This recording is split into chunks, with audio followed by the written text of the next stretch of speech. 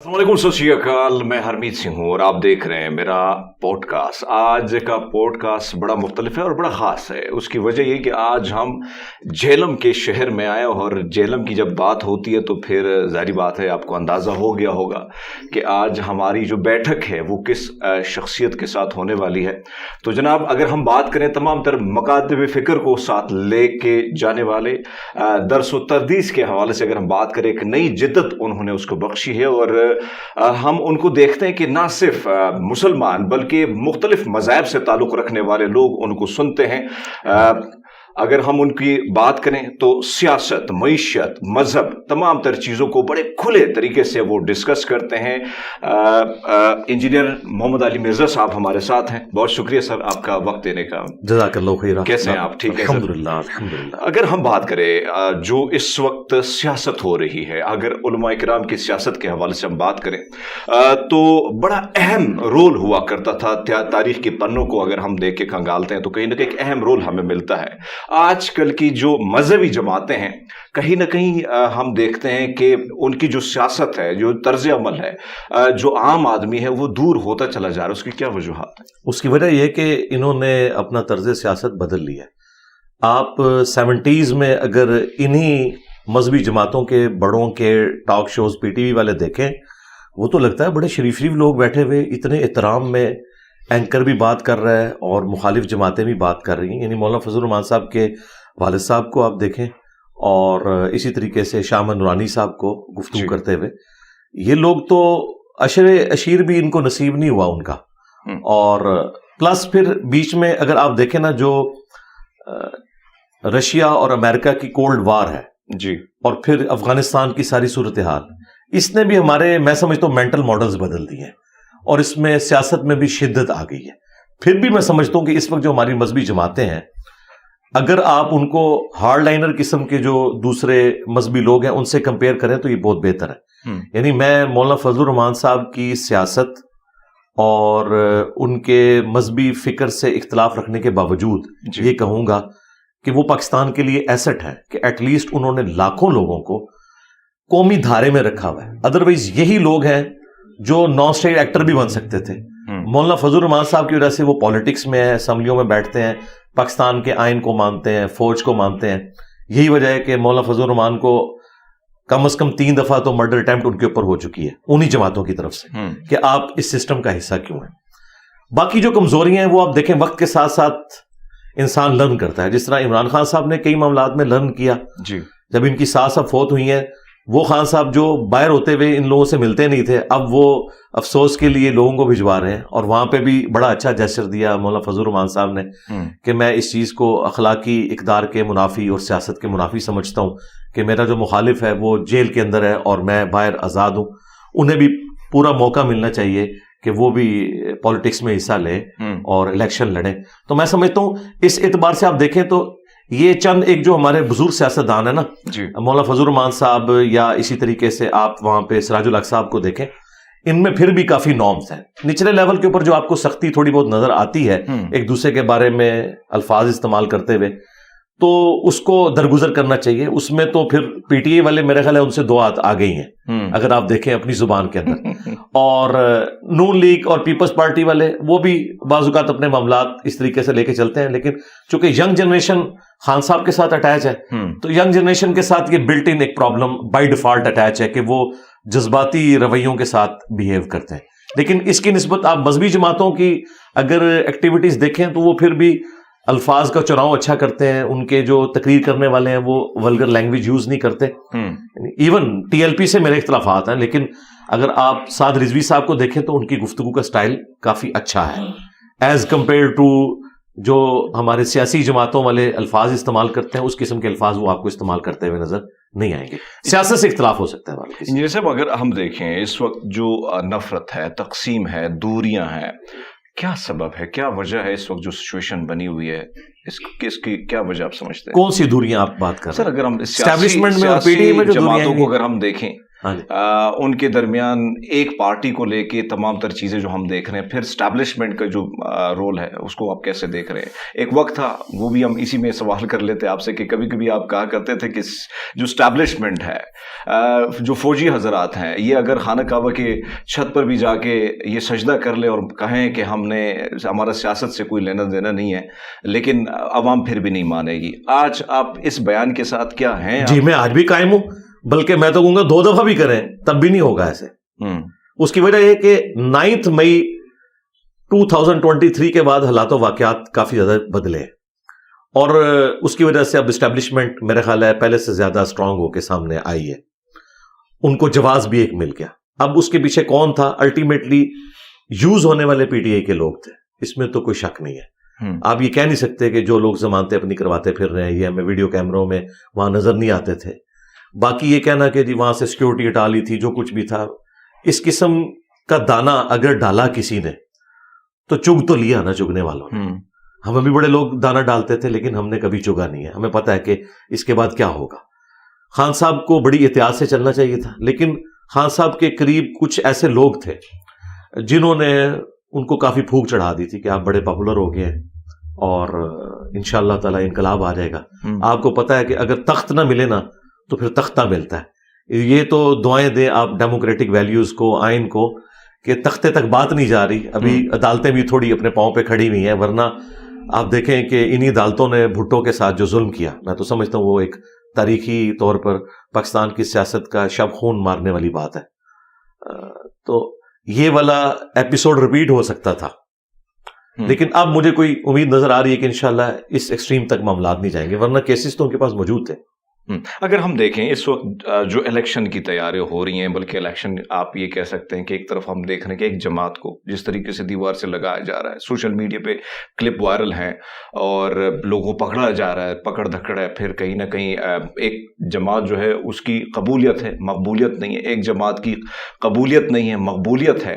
اگر یہ الیکشن ہوتا ہے اور سچویشن یہ ہے جس طریقے سے ایک پارٹی کو دیوار سے لگایا جا رہا ہے، دوسری جماعت جو ہے خاص کر نون لیگ جس کو سپورٹ حاصل ہے، تو آپ کو نہیں لگتا کہ یہ الیکشن جو ہے یہ انتشار سے بھرپور ہوگا، کہیں نہ کہیں خوفناک؟ دیکھیں میرے بھائی، یہ تو ریپلیکا ہی ہو رہا ہے 2018 میں. بالکل آپ اگر خبروں میں نام ختم کر دیں اور خبریں سننا شروع کر دیں تو یہ 2018 والی خبریں ہی آ رہی ہیں.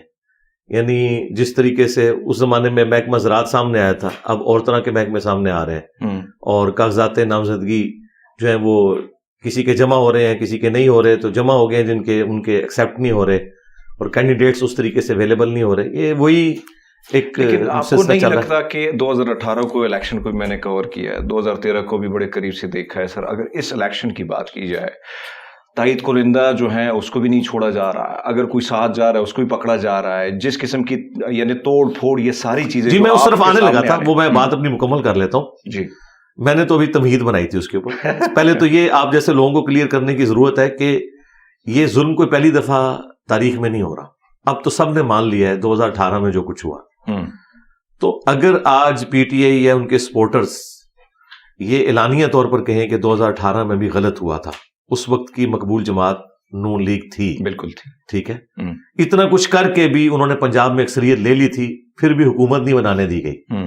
اس کے اگینسٹ آپ دیکھیں 2013 میں پی ٹی آئی نے سادہ اکثریت کے پی میں حاصل کی، لیکن نواز شریف صاحب نے انہیں حکومت بنانے دی. حالانکہ اس وقت وہ بھی جوڑ توڑ کر کے سب کچھ کر سکتے تھے، لیکن انہوں نے نہیں کیا. وہ گڈ جیسچر جو نواز شریف صاحب نے 2013 میں دیا تھا، وہ خان صاحب نے 2018 کے بعد پنجاب میں مسلم لیگ نون کو نہیں دیا. تو ظاہر انسان تو انسان ہے، پھر وہ چیزیں سنبھالی ہوئی ہوتی ہیں. اب وہ مزے لے رہے ہیں، ہم انہیں بھی سمجھائیں گے جس طرح ان کو سمجھاتے تھے، انہیں تو زیادہ سمجھائیں گے اس اعتبار سے کہ آپ کے ساتھ تو پہلے سب کچھ ہو چکا ہے، اب آپ اپنے مخالفین کے ساتھ ایسا نہ کریں. میں آپ کو ریالٹی یہ بتاؤں، اس وقت ان کے اختیار میں بھی کوئی چیز نہیں ہے.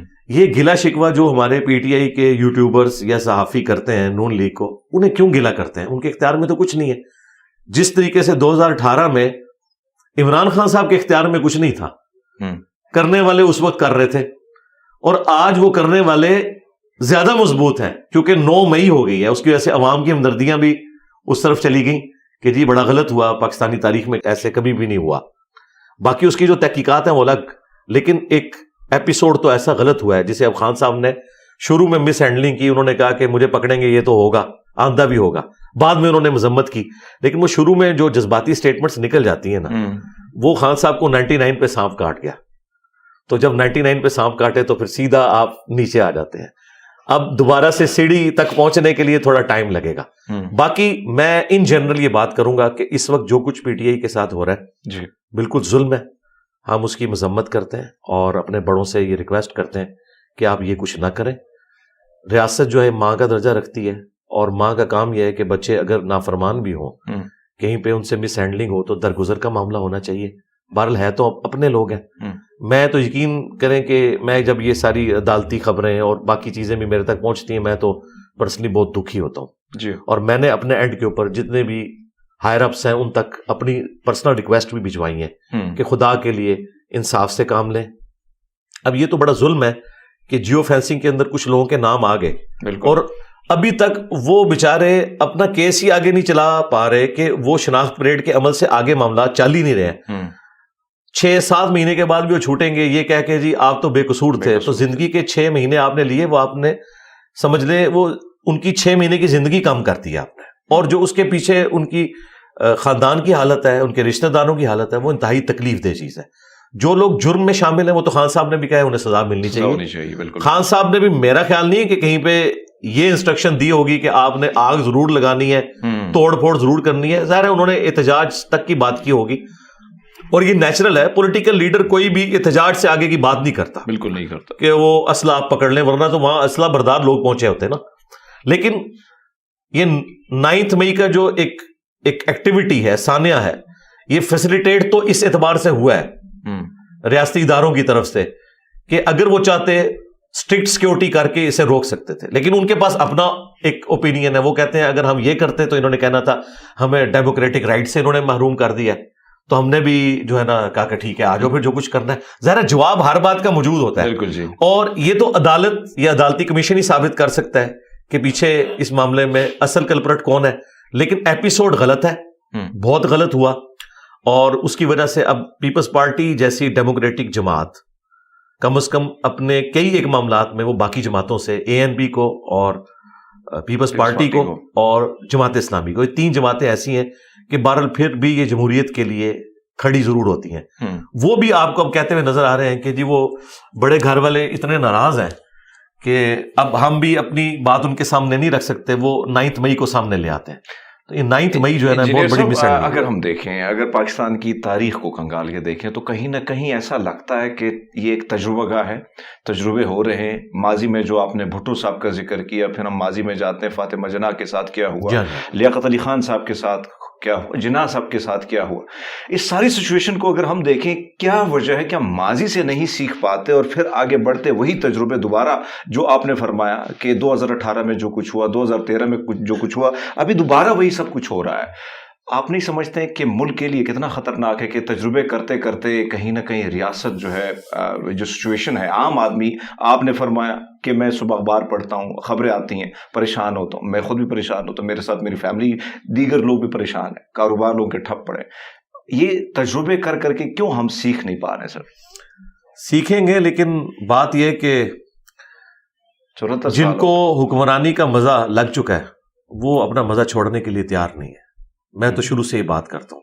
خان صاحب تو اب انقلابی ہوئے نا, میں تو پہلے دن سے انقلابی ہوں, لیکن ظاہر ہے خان صاحب نے جو ایفرٹ کی ہے میں تو وہ نہیں کر سکا. پولیٹکس میری فیلڈ نہیں تھی اس اعتبار سے, میں نے تو ظاہر ہے سچائی کے لیے کھڑا ہونا تھا. تو اب اگر آپ نون لیگ کی نظر سے دیکھیں, وہ کہتے ہیں کہ اقتدار آپ لوگوں نے ہم سے لیا تھا تو ہمیں ہی واپس کریں گے, کیونکہ اس وقت ہمارے ساتھ آپ نے یہ کیا تھا. اگر ہمیں 2018 تک آپ رہنے دیتے, ہم نے اگلے الیکشن بھی جیت لینے تھے پرفارمنس کے ذریعے, اور کئی چیزیں انہوں نے پرفارم بھی کی, بجلی پوری کی, باقی معاملات بھی, سی پیک بھی اگر چلتا رہتا 2021 تک کئی ایک معاملات ہو جانے تھے. لیکن بیچ میں خیر ایک یہ سارا معاملہ ہوا. اب وہ یہ کہتے ہیں کہ چونکہ عدالتیں بھی اپنے ڈیسیژن ریورس کر رہی ہیں, ہمیں بھی آپ ریورس لے کے جائیں, وہی پرائم منسٹر بحال کریں, ہمیں 5 سال دیں, اس کے بعد اگلے الیکشن میں عوام فیصلہ کریں گے. اب یہ بات تو کلیئر ہے کہ اگر نون لیگ حکومت سنبھال کے 5 سال میں پرفارمنس دے دیتی ہے, 5 سال بعد پھر پی ٹی آئی کی باری کوئی نہیں آئے گی. یہ تو حقیقت ہے, یہ تو ظاہر ہے عوام پھر اس طریقے سے, کیونکہ کے پی کے اندر جو کچھ ہوا ہے وہ آپ لوگوں کے سامنے ہے, کوئی ایسا وہاں تو اب مسلسل اتنے عرصے سے 10 سال سے زیادہ حکومت ہے, اس لیے اب جو اسٹیبلشمنٹ ہے وہ بھی نون لیگ کے زخموں کے اوپر مرہم اس اعتبار سے رکھ رہی ہے, تو وہ ایک یہ نظام اس طریقے سے چلتا جائے گا. حقیقت بات ہے خان صاحب جو باتیں اب کر رہے ہیں نا, اگر یہ پرائم منسٹر ہوتے ہوئے کرتے سٹارٹ سے ہی, میں نے 2018 کے الیکشن کی رات یہ کہا تھا کہ اس وقت پاکستان کا سب سے مضبوط اگر کوئی انسان ہے نا تو وہ عمران خان ہے, کیونکہ اسٹیبلشمنٹ اسے دولہا بنا کے لائی تھی. ٹھیک ہے, شروع میں وہ بلی مار لیتے نا, جو وہ باتیں کیا کرتے تھے کہ میرا آرمی چیف اگر یوں کر دے, میرا D G I S I یوں کر دے تو میں تو اسے فائر کر دوں گا. کیا تو کوئی نہیں, وہ اعلی کار بنے رہے ان دونوں کے ہاتھوں. الٹیمیٹلی وہ دونوں تو سکون سے گھر میں بیٹھے ہوئے خان صاحب اندر ہیں, اور مجھے اس چیز کا دکھ ہے کہ جو ہینڈلرز ہیں وہ سکون سے اپنے گھروں میں بیٹھے ہوئے ہیں. آپ نے پھر بلی چڑھایا تو ایک عوامی لیڈر کو, تو میں اس وجہ سے دکھی ہوں کہ یہ ایٹیچیوڈ نہیں ہونا چاہیے بالکل. اور اسی لیے میں نے 9 مئی کی رات کو بھی لائیو اپنے سیشن میں بات کی تھی, بڑوں تک بات پہنچ گئی الحمدللہ, لاکھوں لوگوں نے میری ویڈیوز دیکھی ہے, ساروں تک پہنچتی ہیں. اس کے بعد سے مسلسل میں یہ کہہ رہا ہوں کہ خدا کے لیے آپ اپنے معاملات کو اب اس حوالے سے درست کریں. اگر آپ ان ہینڈلرز کو سزا نہیں دے سکتے تو آپ ایک پولیٹیکل لیڈر کو کیوں سزا دیں گے؟ آپ دیکھیں جسٹس شوکت صدیقی صاحب, میں انہیں پرسنلی جانتا ہوں, دلیر آدمی ہیں, اپ رائٹ بندے ہیں. کتنی کوشش کی سپریم کورٹ نے اس دن, لوگ تو کہہ رہے ہیں وہ سازش کی, وہ سپریم کورٹ کا سٹائل یہی ہوتا ہے بات کرنے کا کہ کسی طریقے سے خان صاحب کا نام دے دیں. ٹھیک ہے, لوگ کہہ رہے ہیں وہ حامد خان صاحب کی وجہ سے نہیں لیا. جسٹس شوکت صدیقی نے بھی کبھی نام نہیں لینا تھا, وہ میری طرح بڑے ایک اپ رائٹ قسم کے بندے ہیں اور وہ ٹروتھ لور ہیں, انہوں نے کبھی بھی نام نہیں لینا تھا خان صاحب کا. ان کا مسئلہ یہ ہے کہ وہ یہ سمجھتے ہیں کہ اصل جو کلپرٹ ہے وہ ہینڈلرز ہے. خان صاحب تو مورا تھے نا, وہ کبھی بھی نام نہیں لیں گے خان صاحب کا کہ جی وہ پوچھ رہے تھے نا قاضی صاحب کے بینیفیشری پھر کون ہوا, ان کا نہیں, میں نے سسٹم کو ٹھیک کرنا ہے. اگر میں نے پینشن ہی لینی ہوتی وہ تو مجھے مل رہی ہے, میں چاہتا ہوں کہ اصل ہینڈلرز جو ہے نا ان کو پکڑا جائے. تو ان میں سے ایک کو تو نوٹس ہو گئے نا, 2-3 بندوں کو. سر ایک اور چیز اگر ہم دیکھیں, اب دولہا عمران خان کو لایا گیا, دولہا بہت سارے دولہے بن جاتے ہیں, جی بنتے ہیں, گھوڑی پھر بھاگ جاتی ہے. اب یہ دولہا جو ہے 4 دفعہ 3 دفعہ نواز شریف صاحب کی بات کر رہا ہوں بنا ہے, اب دوبارہ گھوڑے پہ چڑھنے کو تیار ہے. کیوں یہ آپ کو نہیں لگتا کہ سسٹم کو ڈیریل کرنے میں کہیں نہ کہیں نقصان پہنچانے میں کہیں نہ کہیں دولوں کا بھی کوئی قصور ہے؟ کیونکہ جی قصور تو ہے, اس میں کوئی شک نہیں ہے, یہ یوز ہو جاتے ہیں اور یہ یعنی آکسیجن دے دیتے ہیں اینڈ ٹائم کے اوپر. لیکن ان بیچاروں کی بھی اپنی مجبوری ہے نا جی, رہنا تو سسٹم کے اندر ہی ہے نا. لوگ بات تو کرتے ہیں جی پولیٹیشینز کیا سٹینڈ لیں گے, مجھے بتائیں. ایک طرف فل پاور ہے, ریسورسز ہیں, دوسری طرف ایک ووٹ کی پرچی ہے. آپ یورپ امریکہ میں تو نہیں بیٹھے ہوئے کہ ووٹ کی پرچی اتنا اثر رکھتی ہے اور لوگ اپنے پولیٹیکل لیڈرز کے ساتھ اتنے ڈیڈیکیٹڈ ہیں کہ وہ ٹینکوں کے آگے جا کے لیٹ جائیں گے. یہاں تو 2 وقت کی روٹی پوری نہیں ہوتی. ٹرکی میں بھی اسٹیبلشمنٹ اس سے زیادہ اسٹرانگ تھی, لیکن ٹرکی کے لوگ یورپ کی خبریں سنتے ہیں, ان میں ڈیموکریٹک ویلیوز ہیں, انہوں نے وقت کے ساتھ چیزیں لرن کی ہیں, پھر وہاں کے پولیٹیکل لیڈرز نے پرفارم کیا ہے. بالکل یہاں ہر بندہ طیب اردگان بننے کی کوشش کرتا ہے, خواہ وہ شہباز شریف صاحب ہوں, نواز شریف صاحب ہوں, عمران خان صاحب ہوں, لیکن اس سے پوچھیں کہ آپ نے کوئی ایک مسئلہ انگلی رکھ کے بتائیں جو پاکستان کا پرانا مسئلہ اور وہ آپ نے صحیح طریقے سے حل کر دیا ہو, خواہ وہ صحت کی فیلڈ میں ہو, ایجوکیشن کی فیلڈ میں ہو, کسی فیلڈ میں بھی ہو, جو 100% آپ لوگوں نے ایڈریس کیا ہو. تو کوئی پرفارمنس کریں گے تاکہ عوام کو اعتماد ہو. ابھی اگر میں سمجھتا ہوں کہ اس پوری صورتحال میں کوئی گیم چینجر بندہ ہو سکتا ہے نا, وہ نواز شریف صاحب ہے, کیونکہ وہ اس وقت پاور کی طرف جا رہے ہیں. جو بندہ پاور کی طرف ہوتا ہے نا, اس کے پاس زیادہ ایک راستے کھلے ہوتے ہیں کہ وہ اپنے مخالفین کو بھی تھوڑا سپیس دیتا ہے. خان صاحب تو اس وقت کرنے کی پوزیشن میں نہیں. ہاں خان صاحب اس وقت کر سکتے تھے جب وہ کہتے تھے میں جا کے اس کا AC اتروا لوں گا, میں اسے ٹی وی چھین لوں گا, میں اسے جیل میں ڈلوا دوں گا. جب اس طرح کی باتیں کرتے تھے اس وقت خان صاحب بھی تھوڑے سے معاملات کو ریلیکس کر کے چلتے. باقی وہ جو بیانیاں وہ دیتے ہیں نا کہ جی میں اس لیے نہیں کر سکتا تھا کہ میرا تو بیانیہ یہ تھا کہ میں نے چوروں کو پکڑنا ہے, تو خان صاحب کے ساتھ تو خود سارے چور بیٹھے ہوئے تھے, پہلے تو ان کو پکڑتے, وہ ایک ایک کر کے سارے چور بھی ان کو چھوڑ گئے. تو اب وہ بھی مخالفت میں یعنی دوسری طرف کھڑے ہوئے ہیں. تو خان صاحب سے بھی بہت زیادہ غلطیاں ہوئی ہیں. اس وقت میں ان پرنسپل بات کروں گا کہ پولیٹیکل لیڈرز کے ساتھ یہ والا ظلم نہیں ہونا چاہیے جس طریقے سے ایک بندے پہ آپ 10 ایف آئی آرز بناتے ہیں, ایک طرف سے بیل ملتی ہے, پھر اگلی ایف آئی آر اس کے لیے تیار ہوتی ہے, یہ کوئی طریقہ نہیں ہے. اب عوام کو نظر آ رہا ہے اور عوام کے دل میں نفرت ہی آ رہی ہے اپنے بڑوں. یہ سب اگر ہم دیکھیں 2013 میں آپ نے خان صاحب کو ووٹ کیا, کہیں نہ کہیں آپ کی جو ویڈیوز ہمارے سامنے آتی ہیں میں تو دیکھتا رہتا ہوں, کبھی آپ خان کے فین ہوا کرتے تھے, اچانک یہ تبدیلی کیوں آئی؟ کیا آپ کو کہیں بڑوں نے کہا کہ وزارت؟ جی کوئی تبدیلی نہیں آئی ہے. خان صاحب کی جو پولیٹکس ہے اس کے اوپر میرے کامنٹس پہلے بھی اسی طرح ہوا کرتے تھے. ایون وہ جو کعبے کی چھت والا بیان ہے, اگر آپ اس ویڈیو کو بھی مکمل دیکھیں, اس میں نے کریٹیسزم کیا ہوا ہے. وہ تو پرانے کلپ نکال کے پی ٹی اے والوں نے وہ ہنگامہ کھڑا کر دیا, نئی ویڈیو تو کوئی بھی نہیں تھی. باقی جو خان صاحب کے اوپر ایک الزام لگتا تھا نا مذہبی جماعتوں کی طرف سے توہین مذہب کا, اس پہ میں نے ریبٹل کیا تھا. پالیٹکس کو میں نے کبھی اس طریقے سے ٹاپک نہیں بنایا, اچھا کہ پالیٹکس کو ٹاپک بنا کے خان صاحب کی سپورٹ کی. وہ سارے کے سارے مذہبی معاملات ہیں. مثلا اب اگر یو این او میں جا کے خان صاحب نے تقریر کی ہے اور اسلامو فوبیا کے خلاف جو سارے کا سارا معاملہ چل رہا ہے وہ اس کو لیڈ کیا انہوں نے, تو میں تعریف کروں گا نا. ان کی پالیٹکس کی وجہ سے نہیں کر رہا میں, اس وجہ سے کہ انہوں نے مسلمانوں کے ایک ایشو کو اٹھایا.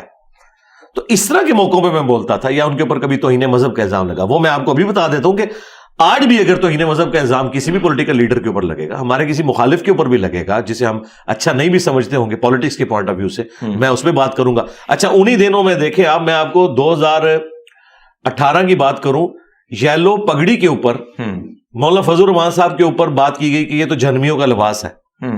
اس وقت تو میں یعنی پالیٹکس میں تو اس وقت بھی اور آج بھی میں ان کی پالیٹکس کے ساتھ ایگری نہیں کرتا, لیکن میں نے 1.5 گھنٹے کی ویڈیو ان کے حق میں ریکارڈ کروائی تھی اور باقاعدہ میں نے ان کو پھر وہ ویڈیو بھجوائی بھی تھی مولانا فضل الرحمان صاحب کو. تو میں اپنے سٹانس پہ اپنی جگہ کھڑا ہوں. خان صاحب اب نظریاتی ہوئے ہیں, یعنی مجھے بتائیں خان صاحب جب یہ کہتے تھے سیم پیج, تو کیا یہ آئینی طور پہ ان کا جملہ درست تھا؟ سیم پیج نہیں. فوج اور پرائم منسٹر سیم پیج, کیا سارے ادارے پرائم منسٹر کو اسسٹ کرتے ہیں؟ سیم پیج والی کون سی بات ہے؟ اب وہ سیم پیج کہہ کے نا وہ اپنے مخالفین کو ابھارتے تھے کہ فوج میری پشت پہ ہے, اس کی وجہ سے مخالفین ایک آدھ بیان داغ دیتے تھے فوج کے خلاف, پھر خان صاحب کو تھوڑی آکسیجن مل جاتی تھی, یوں چلتے رہے. اب وہی کچھ مخالفین خان صاحب کے ساتھ کر رہے ہیں. تو یہ سیم پیج, یہ نعرہ تو خان صاحب نے خود لگایا ہوا تھا, تو میں نے تو نہیں ان کو کہا تھا کہ آپ کہا کریں, تو ہم کہتے تھے وہ نعرہ غلط تھا, نہیں کہنا چاہیے تھا. ہاں اب آپ جو باتیں کر رہے ہیں نا یہ نظریاتی باتیں ہمیں اچھی لگتی ہیں. جیسا اگر ہم دیکھیں اس وقت ہمارے سامنے بہت ساری چیزیں ایسے آ رہی ہیں, غیر آئینی اقدامات بھی ہو رہے ہیں, لوگ لاپتہ بھی ہو رہے ہیں. بلوچستان سے خواتین کے وہ بڑے پرامن طریقے سے آتے ہیں, میں اس کو کور بھی کرتا رہتا ہوں. ان پر جس طریقے سے اسلام آباد میں تشدد کیا گیا, پھر اگر ہم گلگت بلتستان میں بات کرتے ہیں وہاں سے لوگ لاپتہ ہوتے ہیں. اس ساری سچویشن میں کہیں نہ کہیں مذہبی رہنما جو ہیں, بہت سارے ایسے آپ جیسے مفکرین جو ہیں, لوگوں کو جو جس طریقے سے آپ کو لوگ سنتے ہیں, کبھی ہم نے نہیں دیکھا کہ آپ نے آواز کے لیے بھی اٹھائی ہو؟ سرکار ہم نے 2013 میں ویڈیو ریکارڈ کروائی تھی بلوچستان کے حق میں, جب مذہبی جماعتیں, اسٹیبلشمنٹ, سیاسی جماعتیں ایک پیج میں ہوا کرتی تھی. ایف اے ٹی ایف سے بھی میں 3-4 سال پرانی بات کر رہا ہوں, یوٹیوب پہ میری اپلوڈنگ ڈیٹس موجود ہیں. میں نے اس وقت بلوچستان کے حق میں آواز بلند کی تھی جب فوجی آپریشن اس وقت شروع ہوا تھا. مشرف نے جو کچھ کیا بگٹی صاحب کے ساتھ, میں نے اس زمانے میں مخالفت کی تھی. اب یہ جو آپ کہہ رہے ہیں اس میں ہمارے استاد جو جاوید احمد غامدی صاحب ہیں, انہوں نے بڑے اچھے طریقے سے گفتگو کی ہے اور اس میں مزید ویلیو ایڈیشن کی ضرورت نہیں تھی. تو میں نے پہلے ہی دن وہ ویڈیو اپنے آفیشیل پیج سے شیئر کروا کے نیچے باقاعدہ کامنٹس کر کے پن کیے. ان کی ویڈیو کے نیچے بھی کامنٹس میرے ٹاپ پہ نظر آ رہے ہیں کہ میں 100% ایگری کرتا ہوں جو کچھ غامدی صاحب نے کہا ہے, تو ہم سپورٹ کرتے ہیں. باقی مجھے یہ بتائیے, جب خان صاحب تھے, خان صاحب نے اختر مینگل صاحب کو اپنے ساتھ جن نکات کی بنیاد کے اوپر شامل کیا تھا, ان میں مسنگ پرسنز کا مسئلہ سب سے بڑا تھا. اس وقت یہ دھرنوں میں بھی جا کے بیٹھتے تھے, منظور پشتین کے ساتھ بھی بیٹھتے تھے. خان صاحب جب پرائم منسٹر بنے تو پھر مسنگ پرسن کا مسئلہ کدھر گیا؟ اسی کی وجہ سے پھر الٹیمیٹلی وہ چھوڑ گئے. اب جب باہر نکلے ہمیں یہ وسوسے آتے ہیں کہ آج کل اگر پی ٹی آئی کے سپورٹر, صحافی یا یوٹیوبر جا کے ان دھرنوں میں بیٹھ رہے ہیں نا, تو وہ بس یہی کر رہے ہیں کہ دشمن کا دشمن جو ہے نا وہ دوست ہوتا ہے, اور دوست کا دشمن, یہ وہ والا چکر لگ رہا ہے مجھے. ہو سکتا ہے میری بدگمانی ہو. یہ ساری باتیں اس وقت اچھی لگتی ہیں جب آپ خود حکومت میں تھے. پھر مجھے اچھا لگتا کہ عمران ریاض خان جو ہے وہ بلوچیوں کے حق میں آواز بلند کرتے. اب کر رہے ہیں, بہت اچھی بات ہے. چونکہ اب انہوں نے معافی مانگ لی ہے تو میں انہیں کرٹیسائز بھی نہیں کروں گا. انہوں نے یوں ہاتھ جوڑ کے معافی مانگی ہے اور ہماری سسٹر کو یعنی اپنی وائف کو وہ ساتھ لے کے گئے ہیں, بہت اچھی بات ہے. لیکن اس وقت جو کچھ کرتے تھے, اس زمانے میں پاور میں تھے, اس وقت کچھ کر سکتے تھے تو کرتے. اس وقت ثاقب نثار صاحب بھی آ کے بار میں جب خطاب کرتے تھے, میں تو ایک دن بڑا ایکسائٹ ہو گیا. انہوں نے کہا میں نے تو بلایا ہے DGISI کو بھی کہ مسنگ پرسن کا مسئلہ حل کرو. اب مجھے کیا پتا تھا کہ اس نے کیا بلانا ہے, یہ تو خود ان کے پاس جاتے ہیں. ہم تو سمجھے تھے کہ افتخار چودھری کے نام سارے دلیر ہوں گے, تو یہ تو سارے بھیگی بلیاں. لیکن اب قاضی صاحب سے تو میں امید کرتا ہوں, اور وہ بلوچستان سے ہیں. اس وقت ہمارے پرائم منسٹر صاحب بھی بلوچستان سے ہیں, ہمارے سینٹ کے جو چیئرمین ہیں وہ بھی بلوچستان سے ہیں. تو پھر بلوچیوں کے حق کے لیے ہمارے بڑوں کو دیکھنا چاہیے کہ آپ لوگ سارے بلوچستان سے آئے ہوئے, صرف نام کے ساتھ بلوچی لکھوا رہے ہیں آپ لوگ اور وہ ویل کر رہے ہیں, ان کے لیے کھڑے نہیں ہونا. تو یہ جو کچھ ظلم ہو رہا ہے نا جی, میں بالکل اس میں ان بلوچیوں کے ساتھ کھڑا ہوں. اور نہتے لوگ ہیں بیچارے, کوئی اسلحہ نہیں انہوں نے اٹھایا ہوا, کوئی کچھ نہیں ہے, لیکن ان کے ساتھ جو اس طریقے سے بہیو کر رہے ہیں بالکل کر. سر آپ نے جو فرمایا کہ عمران خان کبھی ان کے ساتھ ہوا کرتے تھے اقتدار میں, ساری چیزیں یہی چیزیں ہم نے دیکھی. مریم نواز صاحبہ ٹی چوک میں بیٹھا ہوا کرتی تھی, رونا روتی تھی, ہم اس کو کور کرتے تھے. پھر عمران ریاض کے حوالے سے جو آپ نے فرمایا, واقعی میں انہوں نے معافی مانگی, ان کو یہ پتہ چلا کہ غلطی ہوئی ہے. طلعت حسین کے حوالے سے, افسر عالم کے حوالے سے آپ کی جو مختلف ویڈیوز ہیں ان کے حوالے سے جو کمنٹس ہیں وہ بھی چل رہے ہیں. آپ نے فرمایا کہ وہ بڑے کریڈیبل جرنلسٹ ہیں. اگر ہم ان کے حوالے سے بات کریں تو کہیں نہ کہیں آپ کو نظر نہیں آتا کہ کسی کی بیگم کو, کسی خاتون کو جب ان کا نام ہو اور کسی اور نام سے اس کو پکارا جائے تو طلعت حسین کی جتنی ویڈیو ہم نکالتے ہیں وہ عمران خان کی جو زوجہ ہے اس کو سیدھا پنکی پیرنی اس قسم کے جو ہے الفاظ سے کا چناؤ وہ کرتے ہیں. کیا یہ درست ہے سر؟ یہ نام پہلے چلتا تھا, میں نے بھی ایک دو ویڈیوز میں یوز کیا, بعد مجھے پتا چلا وہ اس چیز کو برا بناتی ہے, پھر میں نے کبھی دوبارہ استعمال نہیں کیا. حالانکہ مجھے بنیادی طور پہ ان کے عقائد سے اختلاف ہے, اور میں سمجھتا ہوں کہ خان صاحب جو ہر تقریر سے پہلے ایاک نعبد و ایاک نستعین پڑھتے, تو میں نہیں تھا ایکسپیکٹ کر رہا کہ وہ اپنی وائف کی وجہ سے قبر پہ جا کے جھک جائیں گے. میں تو بڑا دکھی ہوا تھا, اسی وائف کی وجہ سے ہوا. تو اس وقت میں نے آنٹی پنکی لفظ استعمال کیا تھا, پنکی پیرنی نہیں, آنٹی. اب ظاہر آنٹی تو ایک ریسپیکٹیبل ورڈ ہے, ظاہر مجھ سے کم از کم وہ 12-13 سال تو عمر میں بڑی ہیں. تو اس کے بعد مجھے پتا چلا کہ پنکی لفظ سے بھی ان کو کوئی مسئلہ ہے, لیکن ویسے ان کے خاندان میں یہ لفظ یوز ہوتا ہے. پھر میں نے وہ بھی یوز نہیں کیا. پھر میں نے یہی کہا کہ خان صاحب کی جو وائف ہے تو خاتون اول یا اس طرح کا. باقی یہ جو آپ نے بات کی تو اس طرح کے الفاظ بالکل یوز نہیں کرنے چاہیے. جہاں تک طلعت حسین اور ابصار عالم کا مسئلہ ہے تو میں سمجھتا ہوں کہ یہ دونوں صحافی مسنگ پرسن کے حوالے سے تو ہمیشہ ان کا سٹانس وہی رہا ہے جو ہمارا ہے, یا آج کل PTI والوں کا وہ رہا ہے, اس میں تو کوئی شک نہیں ہے. اور اینٹی اسٹیبلشمنٹ بیانیے کی بھی بات کریں تو مجھے بتائیں, ابصار عالم کو اب کیا باقی صحافی بتائیں گے کہ اینٹی اسٹیبلشمنٹ بیانیہ کیا ہوتا ہے؟ جو ڈائریکٹ ڈسا ہوا ہے فیض حمید صاحب کا, جس کا بیٹا پوری زندگی کے لیے ایک ذہنی مریض بن گیا باجوہ صاحب کی وجہ سے. ہم ان کو درس دیں گے؟ میرا خیال ہے انہوں نے پریکٹیکلی ثابت کیا ہے کہ وہ کھڑے ہوئے ہیں. باقی پولیٹیکلی کسی جماعت کے ساتھ ایفیلیشن ہونا کسی کی, یا اس کی طرف جھکاؤ ہونا, وہ تو تمام صحافیوں کا کہیں نہ کہیں ہوتا ہے, اس میں کوئی شک نہیں. مسئلہ اس وقت ہے کہ جب کوئی غلط کام وہ جماعت کرے اور آپ اس کے اوپر پردہ ڈالیں, یہ کام نہیں ہونا چاہیے. میں نے ان دونوں سے میری ڈائریکٹ تو ملاقات کوئی نہیں ہے, میں تو ظاہر وی لاگز ہی دیکھتا ہوں. جہاں پہ کوئی غلط چیز ہوتی ہے میں اس کو ہائی لائٹ کر دیتا ہوں نیچے کامنٹس میں جا کے کہ یہ بات آپ نے غلط کی ہے, یہ بات آپ نے ٹھیک کی ہے, یہ آپ کو نہیں کرنی چاہیے تھی. تو وہ ہم وقتاً فوقتاً ہائی لائٹ کر دیتے ہیں. باقی میری ڈائریکٹ ملاقات تو کسی جیسا اگر ہم دیکھیں مختلف سیاستدانوں کی بات کی جائے, اگر ان کے کریکٹر پر بات کی جائے, ماضی پر بات کی جائے, اگر ہم عمران خان کی بات کریں, وہ خود بھی ایکسیپٹ کرتے ہیں کہ کئی نوجوانی میں وہ پلے بوائے تھے, وہ ایکسیپٹ کرتے ہیں. لیکن ابھی اگر ہم دیکھیں ان کا رجحان, پھر آپ کی ایک ویڈیو اس حوالے سے بھی گردش کرتے ہو, پھر آپ تنقید کا نشانہ بھی بنے. کیا ویڈیوز ہے مجھے بتائیں, میں نے ذاتی پلے بوائے کے حوالے سے میں نے تو یہ لفظ کبھی یوز ہی نہیں کیا, یہ میں نے ان کے لیے کبھی نہیں یوز کیا, بالکل. تو پھر یہ PTI کی جو نوجوان ہے سوشل میڈیا, میں نے ذاتیات کے اوپر کیوں اٹیک کرنا ہے؟ جی سیدھی سی بات. اسی کے ساتھ ایڈ کیجیے گا, کیا یہ درست ہے اگر ماضی سے, کیونکہ اگر ہم اسلام کی بات کر لیتے, کیونکہ اس وقت ملک مسلمانوں کی بہت بڑی تعداد ہے, ماننے والے بہت ہیں, تو اسلام میں بھی یہی ہے کہ ماضی میں جو کچھ آپ کا کریکٹر رہا ہو, اگر آپ جو کچھ ہیں اسی چیز کو فالو کریں. اس چیز کو آپ کیسے؟ میں تو کہتا ہوں ابھی بھی اگر ان کے کریکٹر میں کوئی جھول ہے نا تو وہ ان کا اور اللہ کا معاملہ ہے. ہم کسی کی ذاتی زندگی کے اندر کوئی دخل نہیں دیتے. ذاتی اگر آپ زندگی میں جائیں گے اور اس طریقے سے घुसने की कोशिश करेंगे, किसी की वीडियोस को लीक करेंगे, तो कुरान ने तो कहा है कि आपने किसी के बारे में बदगुमानी नहीं करनी, तजस्सुस नहीं करना, किसी के छुपे हुए राज को यूं नहीं निकालना। लेकिन अब बात यह कि जो लोग इस किस्म की बातें कर रहे हैं और वो कह रहे हैं कि जी खान साहब की जोजा के साथ ये कुछ सहाफियों ने किया, खान साहब कंटेनर पे मरीम नवाज को खुद क्या कहते रहे, देखिए ना, जुबान तो भाई तुम मेरा नाम ना इतनी दफा लिया करो वरना ये हो जाएगा। अब बात यह है कि ये सब कुछ सारी तरफ से होता रहा ना। असल मसला है कि आप किसी एक को सिंगल आउट तो कर नहीं सकते जी। हम कहते हैं कि ये भी गलत है और जो कुछ वो कर रहे हैं वो भी गलत है। किसी उसूल के ऊपर खड़े हो ना, एक उसूल के ऊपर तय कर लें कि भाई पॉलिटिक्स में फौज का किरदार नहीं होना चाहिए। फिर ये नहीं है कि खान साहब को लाने के लिए होना चाहिए, नवाज शरीफ को लाने के लिए नहीं होना चाहिए, दोनों के लिए नहीं होना चाहिए।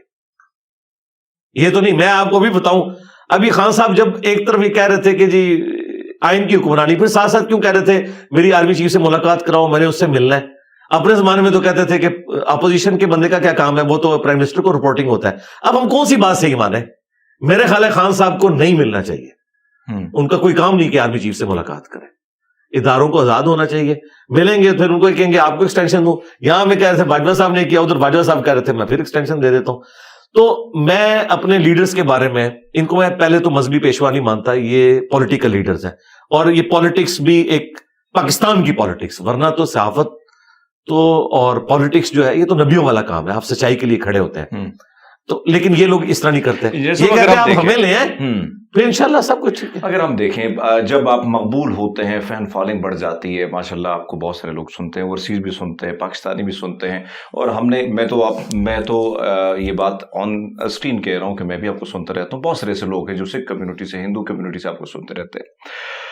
जब आप मकबूल हो जाते हैं, कहीं ना कहीं दिल करता है कि सियासत की तरफ आएँ। इंजीनियर साहब, अगर आप सियासत की तरफ आएंगे तो मंशूर क्या होगा, नारा क्या होगा, ऐसा कोई रखते हैं ख्वाहिश सर की? मुझे कभी वसवसा भी नहीं आया कि मैंने ये काम करना। अच्छा जी।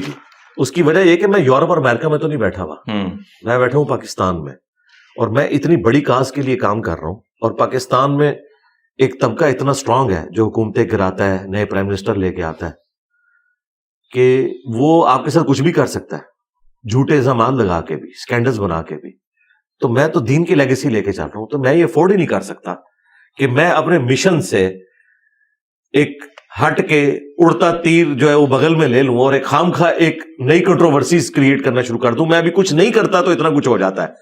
फिर अल्लाह का शुक्र है, मैं चूंकि जिंदा हूं, मैं उसे रिबटल करता हूं। हर एक चीज फिर कुछ अरसे में एड्रेस हो जाती है। अल्टीमेटली जो हमारा स्टांस है वही ठीक निकलता है, हमारी ऊपर जो इल्जाम लगे होते हैं खुद ब खुद वक्त के साथ खत्म हो जाते हैं। लेकिन अगर मैंने ये काम शुरू कर दिया तो आप याद रखिएगा कि पाकिस्तान में जो अशराफिया हुकूमतें गिराता है और लाता है, वो कभी भी किसी शख्स को इस लेवल पे पॉपुलर नहीं होने देते कि हुकूमत में वो कोई दखल थे। खान साहब जब अमेरिका से वो तकरीर करके वापस आए थे, जिस तरीके से खान साहब का इस्तकबाल हुआ था ना एयरपोर्ट पे, बिल्कुल, तो मैं अपने भाइयों से कह रहा था खान साहब का आज से डाउनफॉल शुरू हो गया, उनके कान खड़े हो जाएंगे। वो कभी भी नहीं पसंद करते कि कोई बंदा इतना पॉपुलर हो जाए कि कल को हमारे लिए मुसीबत बन जाए।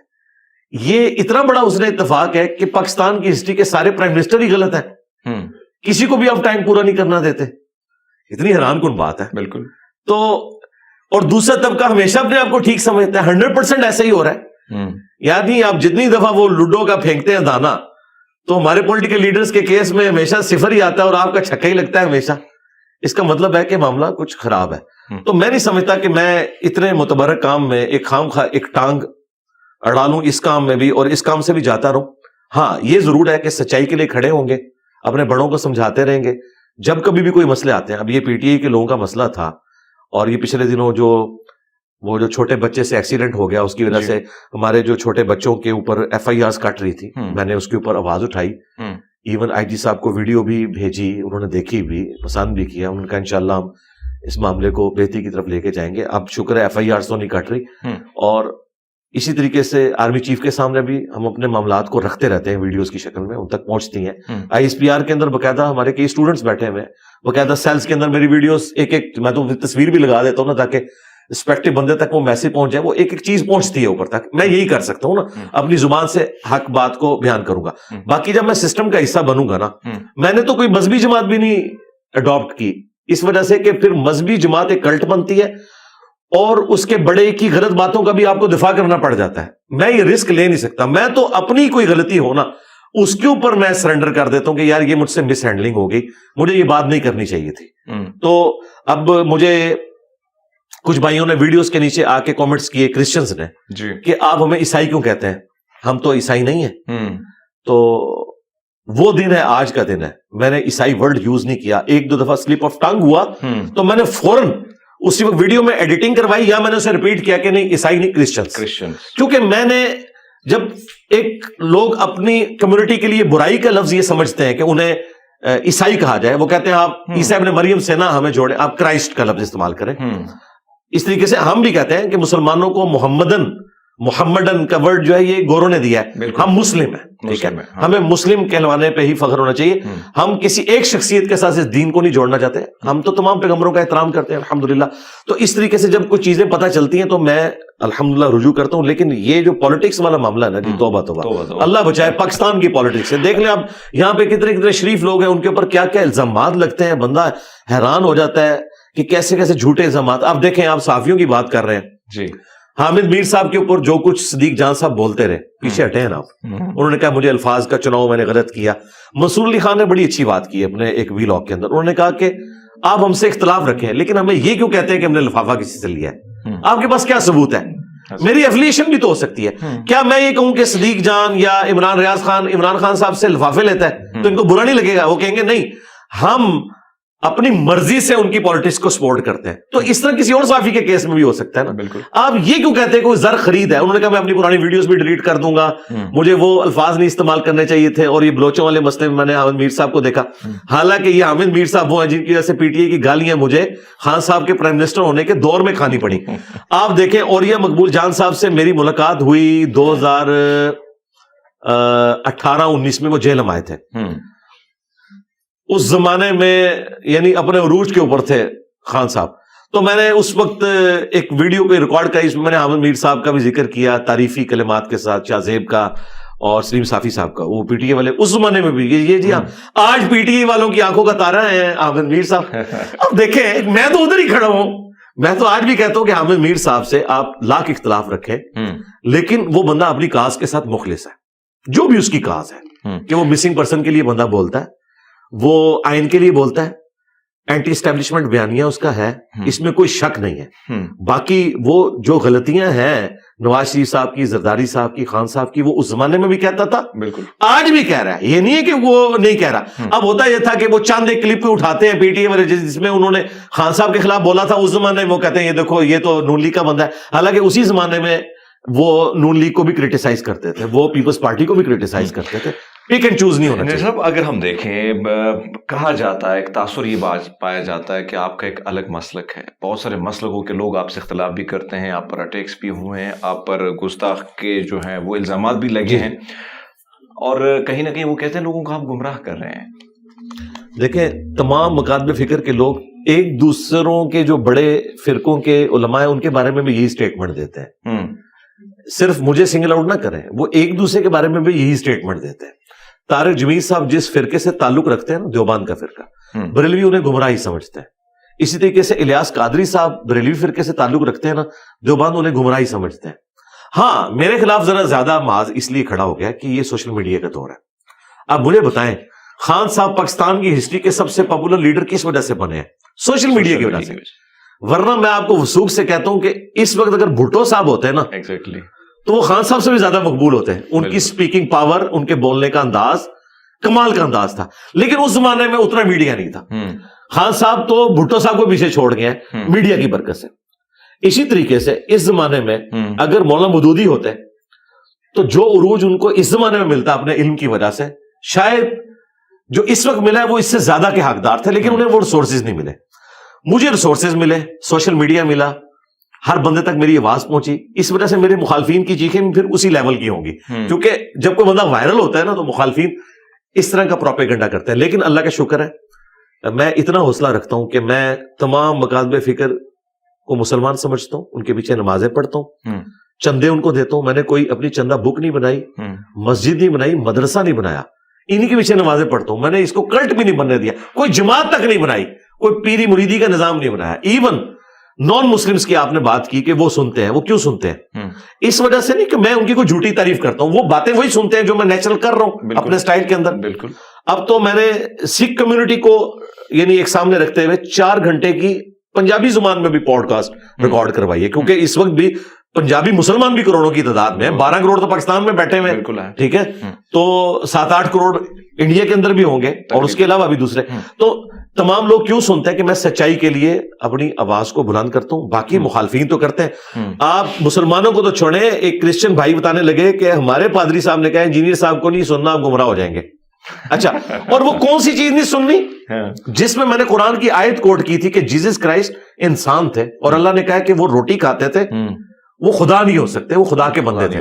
اب چونکہ انہوں نے اس کو خدا کا بندہ ڈکلیئر کیا ہوا ہے, یہ خدا ڈکلیئر کیا, تو وہ اس کو گمراہی سمجھتے ہیں. حالانکہ میرا کلپ وہ کرسچنز کے خلاف نہیں تھا, وہ میں مسلمانوں کو سمجھا رہا تھا کہ جیسس کرائسٹ جو وجیہن فی الدنیا والآخرہ ومن المقربین ہے, اللہ تعالیٰ کے سب سے پسندیدہ 5 پیغمبروں میں سے ہیں, ان کا سٹیٹس یہ ہے کہ اللہ تعالیٰ کہہ رہا ہے کہ وہ روٹی کھانے کے محتاج تھے, ان کو بھی موت آنی ہے, انسان ہے. تو تم نے جو اپنے بزرگ بابے کھڑے کر دیے ہیں جن کی قبروں سے جا کے تم مانگتے ہو, یہ تو شاہی کوئی نہیں عیسیٰ ابن مریم کے مقابلے میں. وہ حضرت عیسیٰ کی تعریف میں تھے, لیکن وہ کلپ کسی نے شیئر کرایا, اس کے نیچے انہوں نے کامنٹس کیے اور پھر انہوں نے روکنے کی کوشش کی. اور ایکسٹرا جوڈیشل جو واقعات ہوتے ہیں پاکستان میں جو نان مسلم کے ساتھ آ رہا ہوں, لیکن ایک چیز میں اسی کے ساتھ ساتھ اس کو بھی جوڑوں گا. لیکن سر یہ بتائیے گا کہ مناظرہ ہوتا ہے, ہم نے ماضی میں بہت سارے دیکھے ہیں, کہا جاتا ہے کہ یہاں میں نے بہت سارے ایسے لوگ کو دیکھا, وہ آئے انہوں نے ویڈیو بنائی اور پھر کہا گیا دیکھیے جی جناب غائب ہو گئے ہیں, ہم نے ان کو چیلنج کیا تھا. یہ چیلنج سے آپ کیوں غائب ہو جاتے ہیں, اس کی کیا وجوہات ہوتی ہے؟ مجھے بتائیں اس طرح کیسے ہوتا ہے کہ آپ کسی کی مرضی کے بغیر اسے چیلنج کر کے اس کے گھر پہنچ جائیں, اس طرح تو نہیں ہوتا. میرا جو چیلنج ہوتا ہے نا وہ ویڈیو میں ہوتا ہے کہ جس طرح کوئی ایک صحافی کہتا ہے کہ میرے فیکٹس اور فگرز کو کوئی چیلنج کرے, یہ میرے فیکٹس اور فگرز ہیں, میں یہ بات رکھ رہا ہوں, تو اس کو ریبٹل کرتے ہیں دوسرا صحافی اس کے اوپر ویلاگ بناتا ہے. یہ تو نہیں ہوتا کہ وہ 5-6 دوست لے کے تو اس کے گھر پہنچ جاتا ہے کہ جی میں تیرا چیلنج قبول کرتا ہوں, ایسے تو نہیں ہوتا. تو میری ویڈیوز میں بھی کبھی ایسا نہیں ہوا کہ میں نے کسی کو یہ کہا کہ آپ یہاں پہ آ جائیں اور میرے سامنے بیٹھ کے بات کریں. میں کہتا ہوں میں نے ویڈیوز میں رکھا ہے, ظاہر ہے ہمارا تو سارا آن لائن کام ہے نا, یہاں تو کوئی مدرسہ نہیں, کوئی مسجد نہیں, میں کہیں بیٹھتا نہیں ہوں اس طریقے سے کہ لوگ آ کے مجھ سے اس طریقے سے ڈیبیٹ کریں. ہاں کوشچنز پوچھنے کے لیے آ سکتے ہیں, وہ تو اتوار والے دن سینکڑوں لوگ آتے ہیں, وہ آئیں. تو یہ میں نے کوئی اس قسم کا چیلنج نہیں دیا کہ مجھ سے آ کے مناظرہ کریں. اور دیکھیں جس فرقے کے وہ مولانا صاحب آئے تھے ان کے سب سے بڑے مفتی منیب الرحمان صاحب ہیں, جو 20 سال تک رویت ہلال کمیٹی کے چیئرمین رہے ہیں. انہوں نے باقاعدہ پھر ویڈیو ریکارڈ کروائی ہے اسی ٹاپک کے اوپر. وہ کسی مدرسے میں بائی چانس گئے ہوئے تھے, وہاں انہوں نے کہا کہ وہ ایک مولانا صاحب ہیں, وہ اکیلے گئے ہیں, اکیلے فاتح بھی ہو گئے ہیں. اس طریقے سے مناظرے ہوتے ہیں, اس میں موضوع طے ہوتا ہے, شرائط طے ہوتی ہیں, پھر دونوں پارٹیاں ایگری بھی کرتی ہیں. تو اس طریقے سے مناظروں کا کوئی فائدہ نہیں.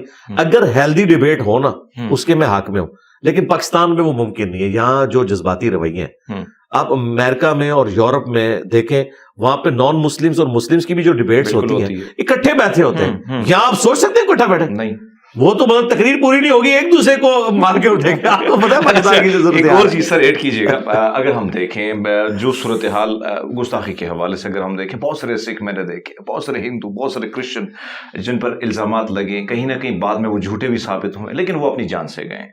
اس کو آپ کیسے دیکھتے ہیں؟ اور اسی کے ساتھ ساتھ جوڑ لیجیے گا سر, ہم نے دیکھا چرچوں پر حملے ہوئے, کرسچن کی بڑی بڑی بستیاں جو ہیں ان کو جلا دیا گیا. اسی طرح اگر ہم دیکھیں ہندوؤں کی کم سن معصوم بچیوں کو جو ہے اٹھوا کر اغوا کر کے وہ پھر آتی ہیں ان کی ویڈیو کی, انہوں نے اسلام قبول کیا.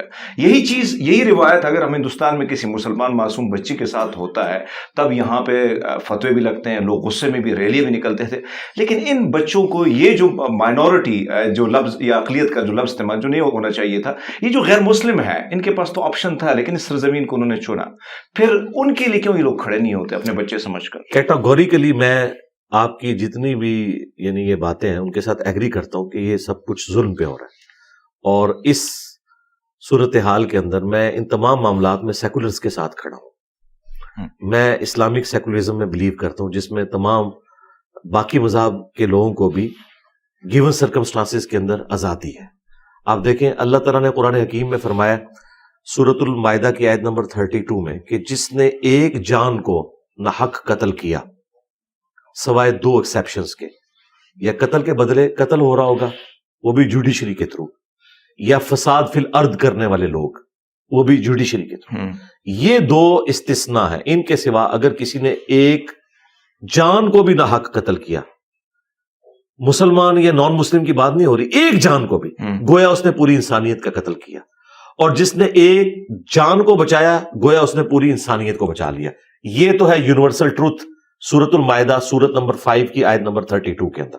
پھر صحیح بخاری میں حدیث ہے کہ جو کوئی نان مسلم کسی مسلم کنٹری میں ٹیکس پے کر کے رہ رہا تھا اور اسے کسی مسلمان نے ناحق قتل کر دیا تو وہ جنت کی خوشبو بھی نہیں پائے گا، حالانکہ جنت کی خوشبو 40 سال کی مسافت سے آ رہی ہوگی. اور یہ کوئی کمزور حدیث نہیں ہے، بخاری شریف کی حدیث ہے کہ نبی علیہ السلام نے فرمایا کہ غیر مسلم کو ناحق قتل کرنے والا ٹیکس پیئر کو، جس کا ذمہ ریاست نے اٹھایا ہوا تھا، کوئی قتل کرے گا تو وہ جنت میں تو جانا دور کی بات، خوشبو بھی نہیں پائے گا. اب یہ وہ تعلیمات ہیں جو موجود ہیں. باقی اگر اس طرح کے تمام مسئلوں کو آپ ڈیپ کریں تو پھر وہی فیکٹر آئے گا جو ہماری پولیٹیکل کمزوری ہیں. یہاں پہ اسٹیبلشمنٹ اپنے مقاصد کے لیے مذہبی جماعتوں کو یوز کرتی ہے، پھر وہ ان کا کام بھی کرتے ہیں اور اپنی مرضی کا کام بھی کرتے ہیں. پھر وہ صرف ان کے بلانے کے اوپر دھرنا دینے نہیں آتے، جب ان کو اپنے دھرنوں کی ضرورت ہوتی ہے وہ بن بلائے مہمان بن کے آ جاتے ہیں. ٹھیک ہے، بالکل خان صاحب کے دور میں آ گئے نا. یہ لوگ سمجھے تھے کہ 2017 میں ہم نے بلایا تو آپ اگلی دفعہ بھی ہماری مرضی سے آئے گے، نہیں، وہ تو اپنی مرضی سے آ جاتے ہیں، وہ آگے. تو یہ والے سارے معاملات ہوتے ہیں جس کو ہم کنڈیم کرتے ہیں. علماء بھی کبھی اس طرح کی جبری شادیوں کو انڈورس نہیں کرتے. اس طرح کا تو دین ہے ہی نہیں ہے. قرآن میں واضح ہے لا اکراہ فی الدین قد تبین الرشد من الغی. دین گن پوائنٹ پہ آپ کسی کو قبول نہیں کروا سکتے. دین میں کوئی جبر نہیں ہے. اللہ تعالیٰ نے ہدایت کو گمراہی سے الگ کر دیا ہے. جس کی مرضی ہے وہ راستہ اختیار کرے. دعوت دے سکتے ہیں.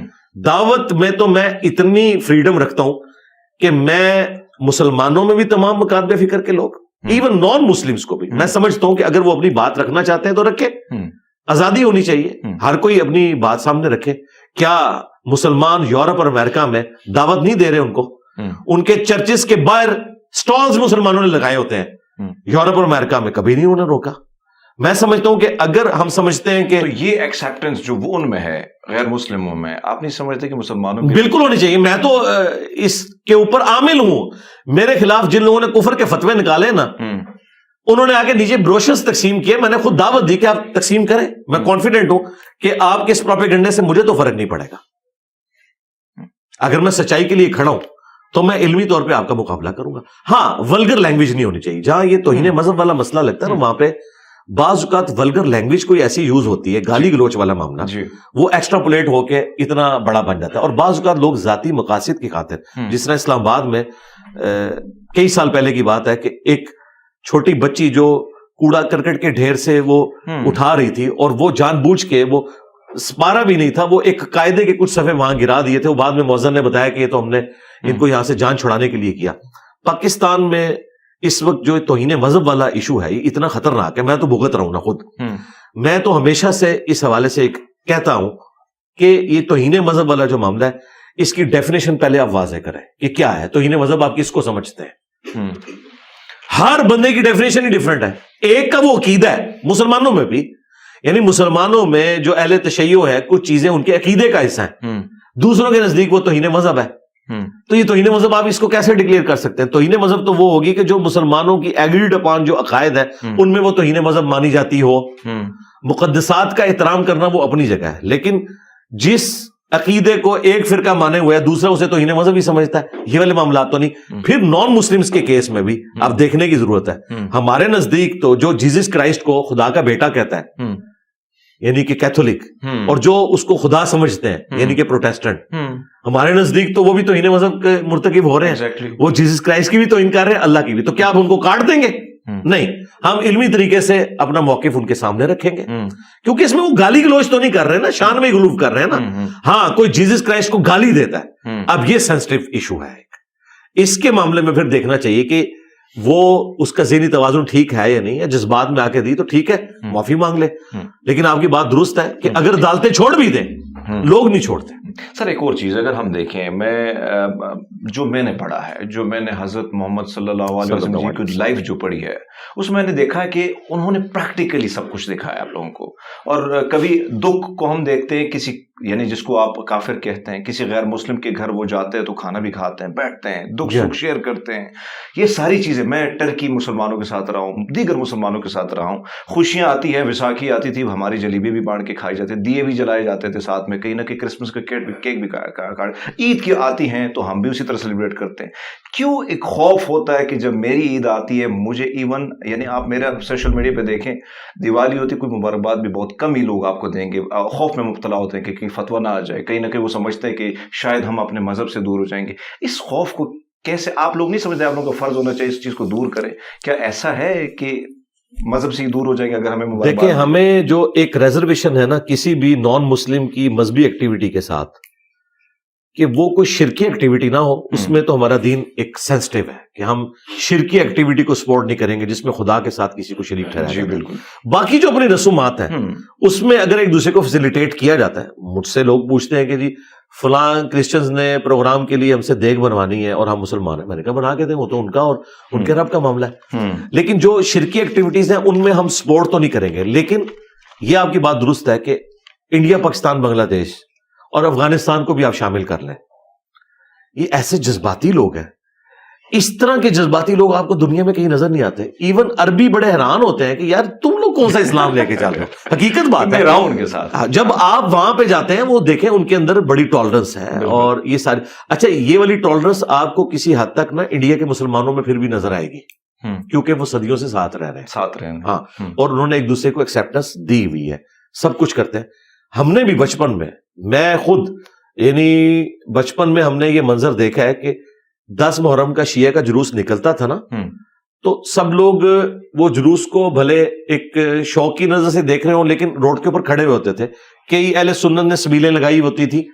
یہ جو آج کل آپ کو سیکیورٹی اور یہ تاریں نظر آ رہی ہیں, یہ کچھ تو نہیں ہوتا تھا. یہ تو جب بعد میں ایک پراکسی وار شروع ہوئی ایران اور سعودیہ کی ٹسل کی وجہ سے 80s میں, اور پھر کرتے کرتے معاملات اتنے بگڑ گئے. آپ پاکستان میں دیکھ لیں, آج سے 30-40 سال پہلے کیا صورتحال تھی اور آج کتنی صورتحال خراب ہو چکی ہے. یہ یعنی 80s سے لے کے بعد میں جو کچھ پاکستان کی پالیسیز تھی نا, انہوں نے یہ سارے کے سارے دن دکھائے, اور ان مذہبی جماعتوں کو اتنا مضبوط کیا ہے کہ ان کے ہاتھ میں چلا گیا اسلحہ. نان اسٹیٹ ایکٹ کی جب آپ ٹریننگ کریں گے, اور آج آپ کہہ رہے ہیں FATF کی وجہ سے کہ ہم نے ضرب عزم بھی کرنا ہے, رد الفساد بھی کرنا ہے, بھائی وہ تو ادھر ہی ہے جدھر آپ نے ان کو چھوڑا تھا, ان کا تو قبلہ وہیں پہ ہے, آپ نے اپنا قبلہ بدل لیا ہے, یعنی کہ ہماری نظر میں ٹھیک کر لیا ہے. لیکن جن کا آپ نے خراب کیا ہوا تھا وہ تو اب ماننے کے لیے تیار نہیں ہے. ہاں, تو وہ دیکھ لیں, پھر گند بھی خود ہی صاف کرنا پڑے گا. ایک تو سر, اگر ہم پاکستان کی جغرافیائی نقشہ اٹھاتے ہیں تو کہیں نہ کہیں ہمیں ایک طرف ایران, افغانستان, ہندوستان, چائنا, کہا جاتا ہے کہ پڑوسیوں کے ساتھ اچھے روابط ہونے چاہیے. آس پاس اگر ہم دیکھتے ہیں کہیں نہ کہیں ہمارے روابط اس طرح مضبوط نہیں ہیں. کیا آپ کو لگتا ہے کہ یہی وجہ کہ کہیں نہ کہیں یہ جو معاشی صورتحال ہے, جو عدم استحکام چل رہا ہے, یہی بھی وجہ ہو سکتی ہے پڑوسیوں کے ساتھ تعلقات کے حوالے سے؟ آپ کیا کہتے ہیں؟ اور اگر ہم دین اسلام کی بات کرتے ہیں تو وہاں سے کس طرح حکم جاری ہوتا ہے؟ دیکھیں, جو پاکستان کی جغرافیائی پوزیشن ہے اس میں پاکستان ایک ایسی جگہ کے اوپر ہے کہ وہ اپنے پڑوسیوں کے ساتھ اپنے معاملات کو اس طریقے سے مینٹین نہیں کر سکا, حالانکہ یہ کی پوزیشن کے اوپر تھا. یہ تو حقیقت بات ہے. اور اس میں سب سے بڑی چیز جو ہے وہ پاکستان کی جو سیاسی ایک استحکام والا معاملہ ہے نا, ڈیموکریٹک ویلیوز کے اندر کمی یہ ہے. اور اسی کی وجہ سے اکانومی بھی ہماری مضبوط نہیں ہے. جب اکانومی مضبوط نہیں ہے تو دنیا میں آپ کی بات تو نہیں سنی جائے گی. تو معاملات میں سمجھتا ہوں اسی وقت مس ہینڈل ہو گئے تھے جب ہم نے امریکہ کی طرف رخ کر لیا تھا, اپنے پڑوسی ملک رشیا کو چھوڑ کے. اور پھر وقت نے ثابت کیا, آج تو ہم کہتے ہیں کہ ہمیں انڈیا بھی تو ہے, اس نے تو سب کے ساتھ بنا کے رکھی ہوئی ہے. ہم بالکل اپنا سارا وزن ایک پلڑے میں رکھ بیٹھے, اور اب دیکھیں اس وقت امریکہ کو ہماری ضرورت ہی نہیں ہے, انہوں نے انڈیا کو رکھ لیا اپنے لیے. ہم سے جو کام لینا تھا, ہماری فوج شہید کروانی تھی, وہ کروا دی. ہمیں اگر انہوں نے فائدے میں $20 ارب دیے ہیں تو $200 ارب کا ہمارا نقصان ہو گیا. اور جو سب سے بڑا نقصان ہوا کہ ہمارے نیشن کے مینٹل ماڈل ہی بدل گئے. کلاشنکوف کلچر آ گیا, ہیروین کلچر آ گیا, اور جو یہ جذباتی رویے آئے ہیں یہ کتنی خطرناک چیز ہے. تو میرا خیال ہے پاکستان نے نقصان ہی اٹھایا ہے امریکہ کی دوستی. سر آپ نے امریکہ کی بات کی, اس وقت اگر ہم دیکھیں کہیں نہ کہیں جو ہمارے پاس رپورٹس آ رہی ہیں, اور پھر آپ دیکھ رہے ہیں کہ چاہے وہ تیل کے ذخائر یا اس میں سودا کرنا ہو, تو ہمیں ڈالر بنسبت اب وہ کم دکھائی دے رہا ہے. لوگ مختلف ممالک اپنی کرنسی میں آگے بڑھ رہے ہیں, اور ایسا لگ رہا ہے کہ ایشیا ہی پاور اس طرف کنورٹ ہو رہی ہے, ڈائیورٹ یہ ساری چیزیں جو ہو رہی ہیں. پھر بھی پاکستان ابھی بھی کہیں نہ کہیں جھکاؤ امریکہ کی طرف ہے. آپ کو نہیں لگتا کہ ہمیں کیوں سمجھ نہیں آ رہی کہ دنیا کہیں نہ کہیں اور طرف, ایون ایران, سعودی عرب کو آپ دیکھ لیجئے گا سر. دیکھیں ان کے پاس تو کچھ ہے نا, وہ نیشن تو ہے نا, ایران ایک نیشن تو ہے نا. سعودی عرب کے پاس ریسورسز ہیں, ان کی مینجمنٹ بڑی سٹرونگ ہے گورنمنٹ لیول کے اوپر, اگرچہ ڈکٹیٹرشپ ہے. پاکستان کے پاس کوئی ایک خیر مجھے بتائیں کہ جو ہمیں جوڑے ہوئے ہو. اگر کسی درجے میں ہے تو ہماری فوج تھی, اور اس کی حالت بھی اب آپ کے سامنے ہے. باقی تو ہمارے پاس کوئی ایک خیر بھی ایسا نہیں ہے کہ جس کی بنیاد پہ ہم ایک نیشن ہو. یہاں پہ مذہبی اختلافات بھی, لسانی بنیاد کے اوپر اختلافات بھی, اور پھر دوسرے ملکوں کی جو پراکسی جنگیں ہیں وہ بھی یہاں پہ ہوتی ہیں. تو پاکستان کے ساتھ تو کئی ایک چیزیں اٹیچ ہیں, اور یہ تو پورے کا پورا آپ سمجھ لیں اس کو توڑ کے بنانے کی ضرورت ہے لوگوں کے جو اذہان ہو چکے ہیں. آپ جو دوسرے ملکوں کی مثالیں دے رہے ہیں ان کے پاس ڈیسیژن کرنا آسان ہے, ہمارے پاس بڑا مشکل ہے, کیونکہ ہم نے امریکہ سے بہت پیسہ لے کے کھایا ہوا ہے. ہمارے دو بڑے فائنینسر جو ہے نا پوری پاکستان کی ہسٹری میں, پہلے نمبر پہ سعودی عرب ہے اور دوسرے نمبر پہ امریکہ ہے. تو اس لیے ان کی مرضی بھی چلتی ہے نا. دیکھیں ان کی مرضی کتنی چلتی ہے کہ اتنا مضبوط ڈکٹیٹر مشرف ہے, اور نواز شریف صاحب کو وہ لے گئے ادھر سے آ کے, اس لیے کہ وہ ہمیں کھلاتے ہیں. تو یہاں پہ جو پاور ہے وہ ہے اسٹیبلشمنٹ کے پاس, اور ان کے پاس ڈائریکٹ بجٹ امریکہ سے اور سعودیہ سے آتا ہے. تو پھر مرضی تو ان کی چلے گی. ایک دن میں تو ہم اپنی جان نہیں چھڑا سکتے.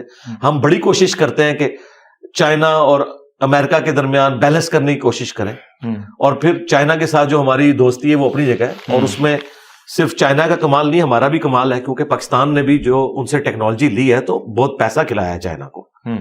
چائنا بھی پاکستان کا شکر گزار ہے اس اعتبار سے. چائنا تو اب خیر اپنی محنت کی وجہ سے اوپر چلا گیا, ادروائز شروع میں تو انٹرنیشنل پالیٹکس میں امریکہ کے ساتھ انٹروڈیوس چائنا کو پاکستان نہیں کروایا تھا. یہ آپ کو جو اب کا چائنا نظر آ رہا ہے یہ تو پچھلے 25-30 سال میں یہاں تک پہنچا ہے, ورنہ تو چائنا بھی ایک غریب ملک ہی تھا, وہ اوپر آ گئے. تو اب اس طرف پیراڈائم شفٹ ہو رہا ہے, یہ بالکل آپ صحیح کہہ رہے ہیں. لیکن امریکہ سے ہماری جان چھوٹ نہیں سکتی, اور کوئی شخص اس زوم میں بھی مبتلا نہ رہے کہ امریکہ جو ہے وہ اپنی پاور لوز کر چکا ہے. اس وقت بھی لیڈنگ پاور امریکہ ہی ہے. ٹیکنالوجی کا ماسٹر بھی امریکہ ہے, اکانومی بھی ساری کی ساری اس کے گرد گھومتی ہے. امریکہ ڈیزرو کرتا ہے جی دنیا کو رول کرے, بھلے ہمیں یہ برا لگے. یعنی میری ذاتی پسند ناپسند الگ ہو سکتی ہے. امریکہ نے سیکنڈ ورلڈ وار میں ثابت کیا ہے کہ امریکہ سپر پاور ہے. امریکہ نہ ہوتا تو ہٹلر نے دنیا پہ قبضہ کر لینا تھا. یہ امریکہ ہی ہے جس نے یہ سب کچھ کیا ہے.